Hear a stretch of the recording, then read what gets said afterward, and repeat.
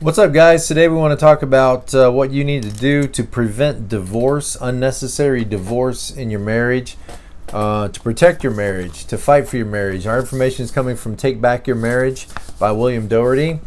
And one of the things that is mentioned is the typical reasons why couples end up getting divorced, at least in America, probably in most of the Western world, in Australia and Europe, are what he calls soft reasons. You know, hard reasons would be things like somebody's being abused, somebody's being taken advantage of, mistreated in a physical way, you know, or maybe drunkenness, those kinds of things. Soft reasons are more those emotional things that we feel that we ought to be able to work through. We ought to be able to, through making some different decisions or being more attentive to the needs of our spouse, they're solvable problems. These soft problems, and soft problems are the primary reasons for divorce in our culture now. And the two reasons given by more than half of all people going through a divorce are growing apart from one another. In other words, we just don't feel like we have much unity or harmony in the home. We're going in different directions. And the second one is not being able to talk together. So communication problems. Those are the two largest reasons, for half of all divorces. More than half of all divorces those are soft reasons. Those are things that we ought to be able to work through. We ought to be able to solve. If we had a good, maybe good family around us to support us, or some friends, or a good marriage therapist or pastoral care or something, we ought to be able to work through growing apart. Nobody's being abused there. The money's not being all spent on drug addictions. You just have different goals, or you're moving in different directions. You don't have the intimacy that you used to have. Not being able to talk together, not being able to communicate well. That's a solvable problem. That's a soft problem. It's not that it's not painful. These soft problems can be very painful, but they're solvable problems.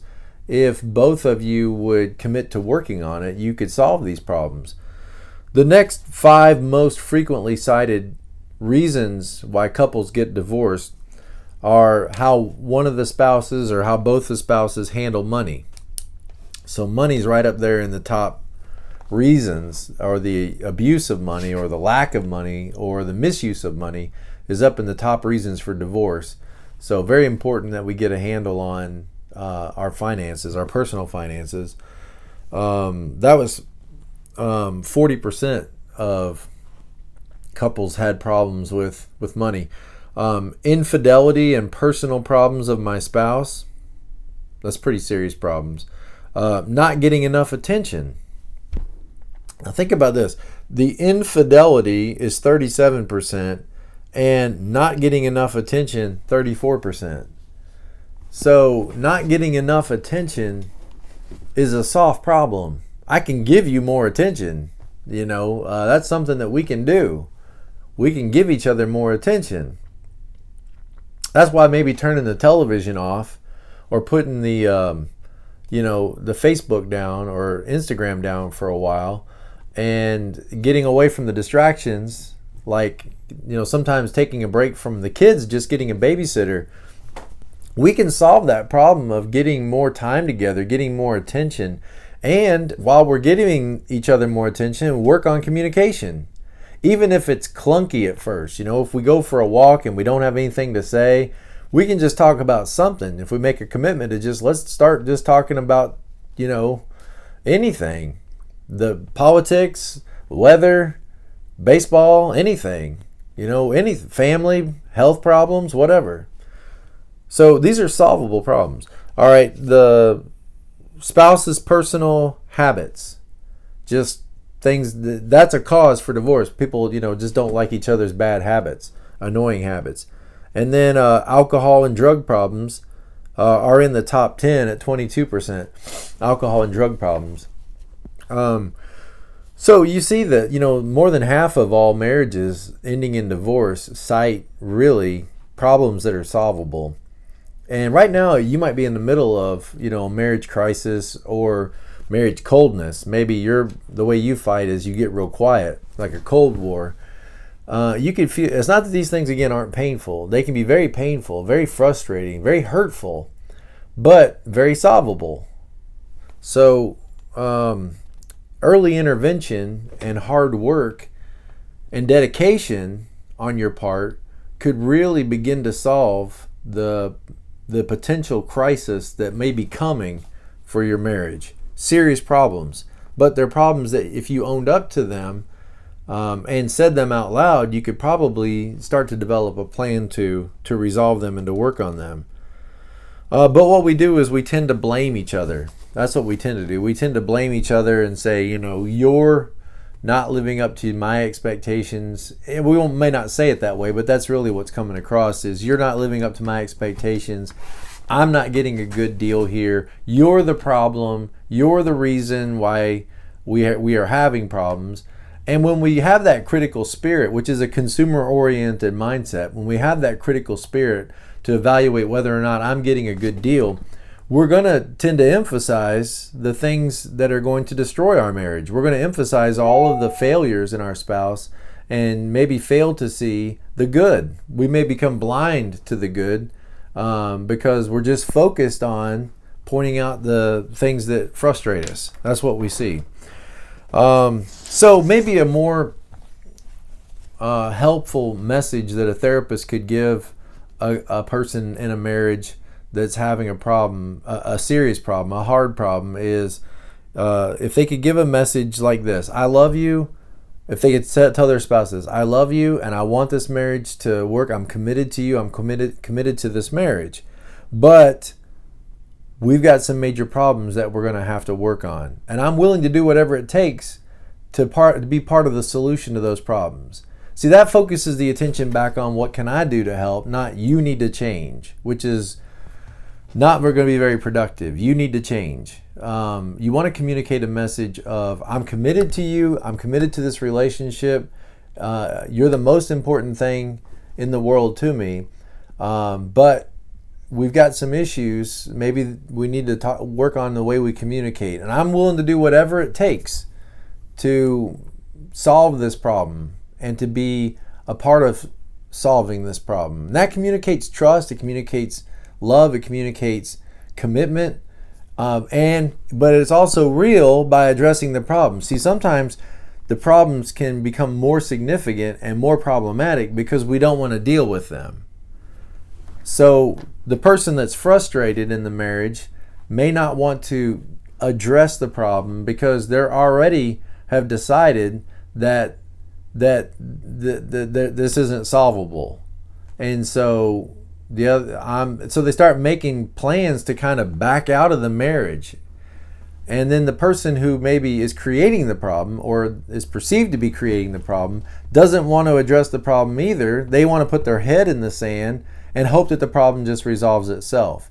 And so neither person in the marriage may really want to talk about the problem because one's kind of made up their mind that this is never going to be resolved. It's never going to be different. And so they kind of withdraw from the relationship and say, well, they're never going to change and I'm tired of fighting it and I'm frustrated.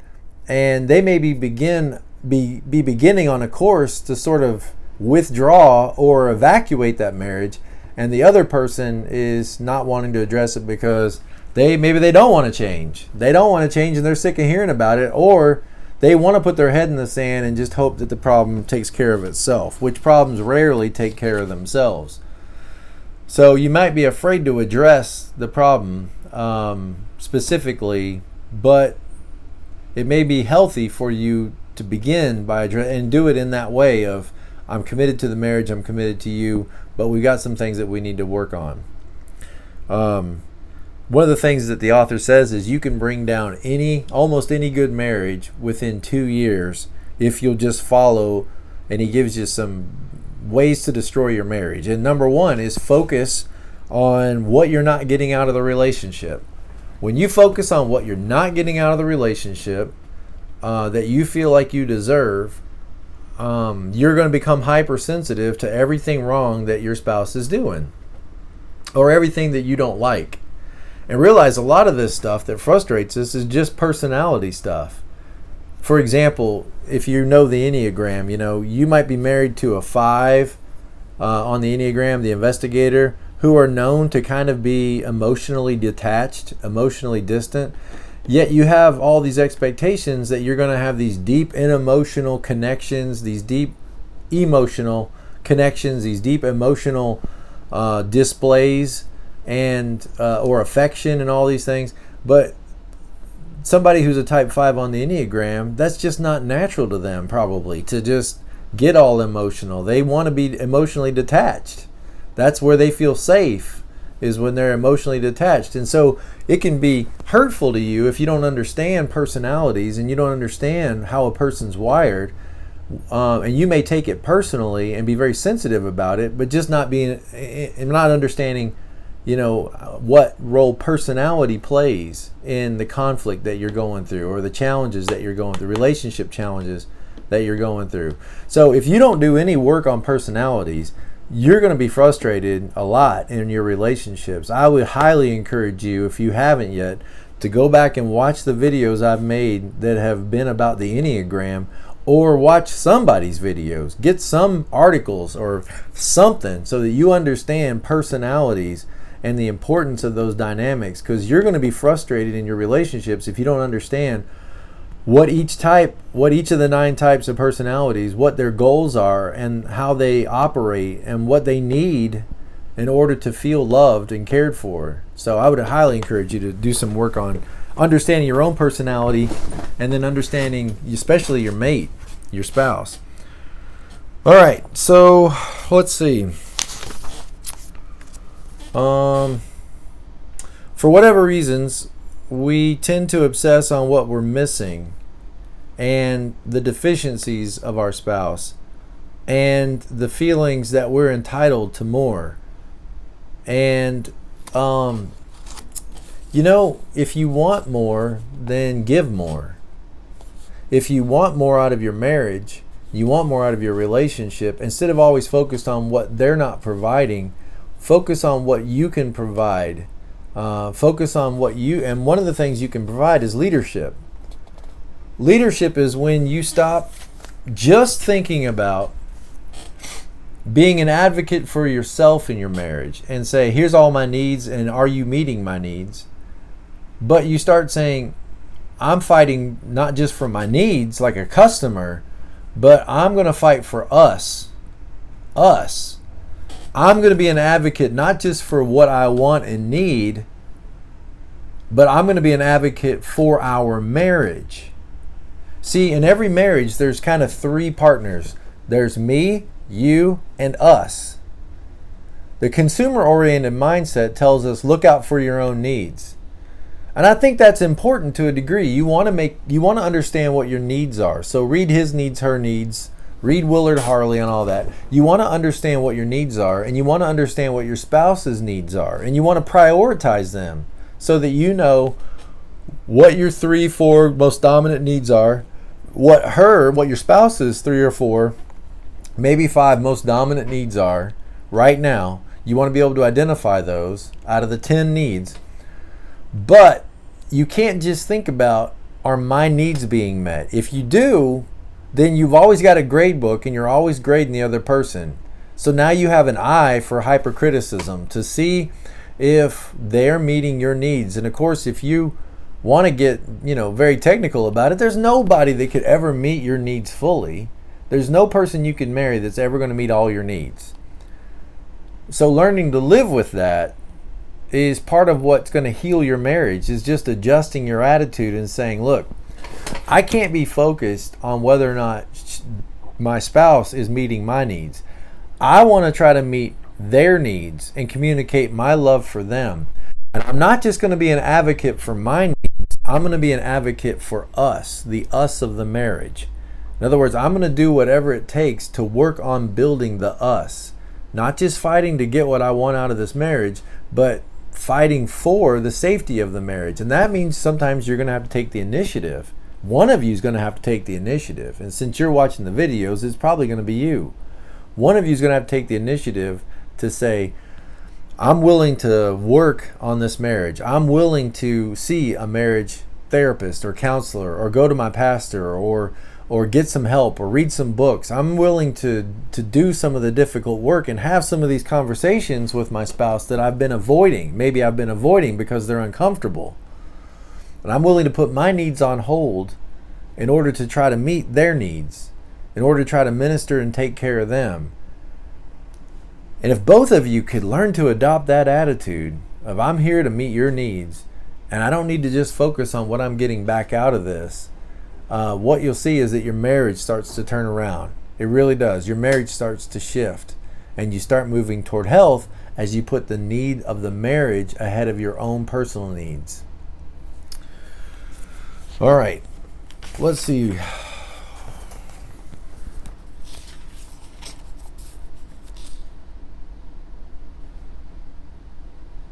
Many divorces come after dozens of small decisions to emphasize the bad and downplay the good about the marriage or the spouse. Many divorces happen as a result of many little decisions that downplay the good and emphasize the frustrations. To avoid looking at one's own flaws and to focus on better options than the mate you have. You're focusing only on ratcheting up our own disappointments. We can turn our mate into someone we'd want to leave. In other words, when we focus on every frustration and everything that irritates us, and we are looking at what we're not being given and the needs we're not being supplied in our marriage, we can kind of in our mind turn this spouse into a tyrant, and then feel very justified when the marriage is over. And most of our friends don't know what to do to help us. Remember, they're going to try to be supportive of you and maybe not be good advocates for your marriage. May not know how to be good advocates for your marriage. Leadership for the marriage is different than fighting for your own needs. Okay, we're talking about the best marriages. Both people are leaders. Each spouse is personally seeing themselves as responsible to heal the marriage. If you wait for the other person to take initiative, you may never see any improvements or changes in your marriage. So you got to take the initiative. You have to take the initiative. You have to feel like it's 100% your responsibility. Of course it's 100% both of your responsibility, but you need to take the position that healing this marriage, growing this marriage, solving our problems, that all of this is 100% my responsibility. And if both of you would do that, then you're both showing leadership in that marriage. If that word divorce comes up, then you need to stop that word. Somebody needs to interrupt the conversation and say, look, I'm really uncomfortable with that word being thrown out. I'm never going to use that word. I don't want a divorce, and I'll do everything necessary to not ever get a divorce. And that word needs to go away from your language, because it's so powerful and so deadly to the marriage and so detrimental that once that word gets out, it's kind of like a snake that just slithers around, creating unrest and wreaking havoc in your home. So when that word, if it comes out, which it never should, but if it comes out, somebody needs to put a stop to it immediately and say, I'm not going to use that word, and I don't think we should use that word, because it overwhelms the conversation, and creates a momentum of its own, a negative momentum. And again, don't accept no as an answer. When you decide that you're going to put the marriage first and you're going to work on the marriage, and you're inviting your spouse to be a part of that solution, and they maybe for whatever are so bitter, so hurt, so withdrawn, so disinterested that they don't show any initiative, that doesn't mean that changes can't happen if you'll start making changes. That doesn't mean improvements can't happen if you start making improvements. So the invitation is always out to your spouse to be a part of the solution. But you go ahead and proceed. Don't say, well, they don't even want to work on it, so I guess it's over. See? No. You go ahead with intensity and say, well, as for me and my house, I'm moving forward, and I'm going to do everything I can to make this the greatest and the best relationship and the best marriage we can have.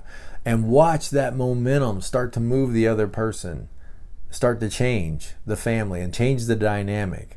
So don't take no for an answer. Nobody can make you stop loving them. Nobody can make you stop running forward. Nobody can make you stop changing your own life. And when you change your own life and take responsibility for what you can take responsibility for, you will change the dynamic, and it may get a little harder at first, but it's going to pay off dividends if you don't quit. But you got to be focused, and you got to be passionate about this. Listen, your happiness is directly related to the happiness and success of your marriage. So be an advocate for us. Be an advocate that we're not going to accept less than the best for our family and for our home. And I'm going to do everything I can do to turn this around and give it the attention it deserves. One last quote here. The battlefields of divorce are strewn with the carcasses of couples who started out with love, commitment, and good intentions. As stresses and dissatisfactions mount up, they need marital leadership to stay afloat. And what he means by marital leadership is one of you, and at best both of you, own the responsibility to turn this thing around.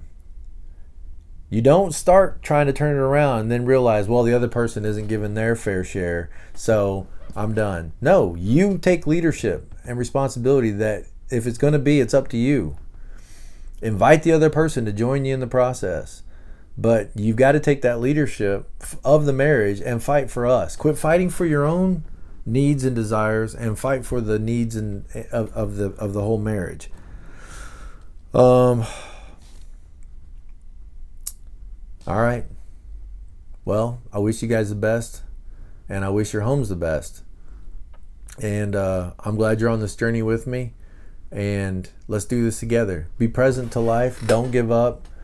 Stay in the game. It's worth it. All right? It's worth it. I'll see you guys later. Bye.